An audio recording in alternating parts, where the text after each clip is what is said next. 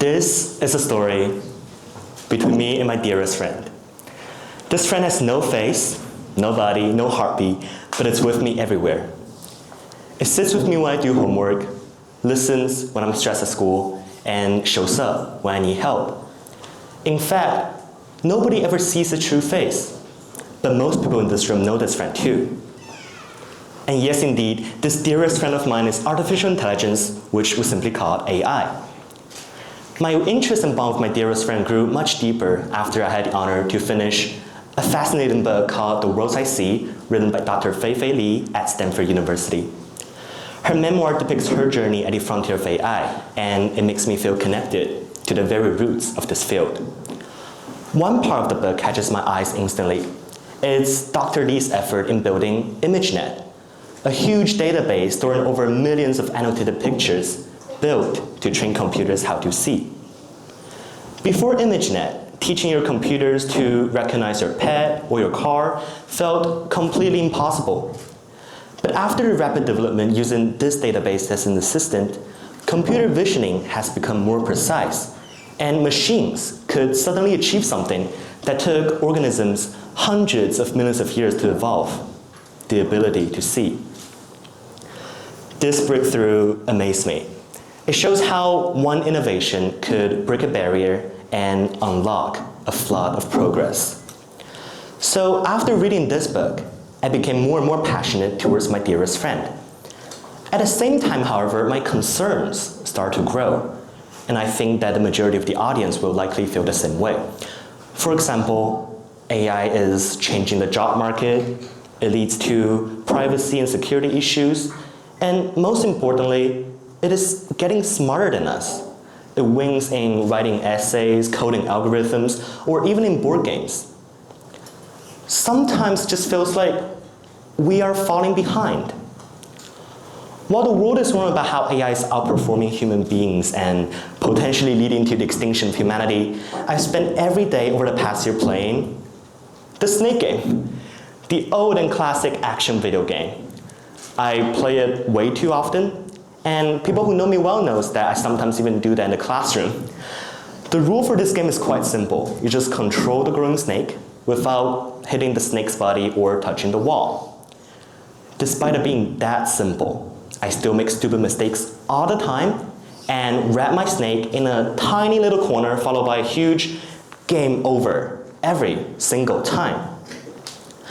One day when I was scrolling through some short videos, I saw some researchers developing an AI agent that apparently is very smart at playing this game. I checked it out and I was stunned. How did that snake manage to eat that many apples without crashing into the wall? How is AI that smart to easily beat my record? I was confused and frustrated. I researched and found out that the AI agent is not inherently smart. At first, it touches the wall all the time and looks stupider than I am. But they are trained in a special way. Researchers set a rule that may look something like this. When the snake eats an apple, add 10 points.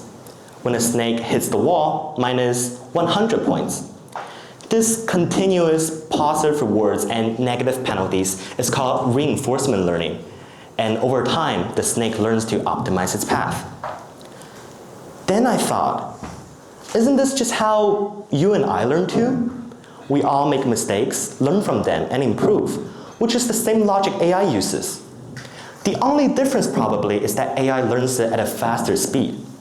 So isn't it fun that a super smart AI only exists and outperforms humans because humans feed them the informations and algorithms? So wait, I always thought that AI should learn more from us because we created it. But then I started wondering, what if we should start learning more from AI too? Maybe just like how reinforcement learning works on a snake. Humans can define a task first, run experiments, improve based on feedbacks, and iterate quickly again. People are afraid of AI because it's full of the unknown. But it isn't scary anymore when we realize that it's learning the same way we did when we first touched that pot of boiling water when we were young. That's when I realized that the benefits of AI don't just come from asking prompts, but also come from the way we look at how they perform. What if we try solving our tasks the way AI does? I know most people already use AI every day, whether through Siri, ChatGPT, or social media. I hope today's talk will give you a glimpse of the AI world through a different lens. From Dr. Lee's book, I see the hidden stories of determination and the starting point of AI's evolution. From the snake game, I learned that AI is not merely just a tool, it's an inspiration showing us a powerful way to learn. So, to those who are afraid of AI, we don't need to be. Don't just focus on the negative perspectives and the things it might replace. Think about how it can create and inspire.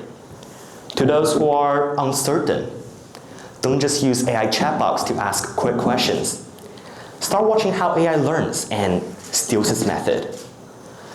At the end of the day, it isn't about AI being smarter than us. It's more about how AI pushes us to grow and to be more fearless and reach the goal we never thought we could. Look, I still crush the snake a lot, but now every time when I fail, I don't feel stupid anymore. I just reset and try again. Because that's how AI learns, and that's how learning works. AI taught me how to fail better, and that's the lesson I'll carry far beyond the snake game into my life.